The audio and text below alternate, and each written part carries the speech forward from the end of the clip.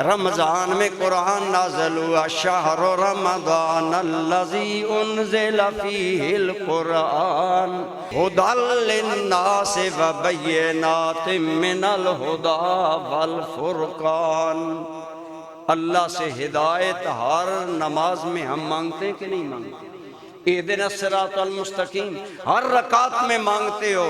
फरमाया कुरान हिदायत का मरकज है, कुरान पढ़ा करो, कुरान समझा करो, कुरान को समझने की कोशिश करो।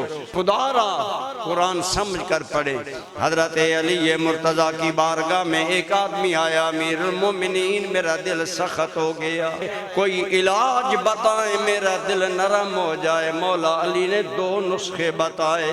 फरमाया एक तो खलवत व जलवत में मौत को याद किया करो, दूसरा कुरान समझ कर पढ़ा करो, दिल नरम हो जाएगा।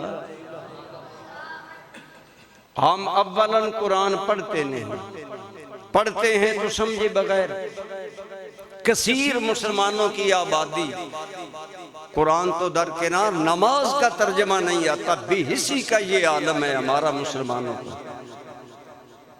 और सहाबाए किराम बाद सहाबा थे, उन्हें थोड़ा कुरान आता था। एक सहाबी से पूछा गया तुम सारा आगे कुरान पढ़ो?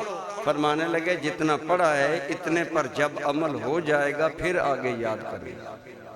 ये एहसास था कुरान के साथ वाबस्तगी।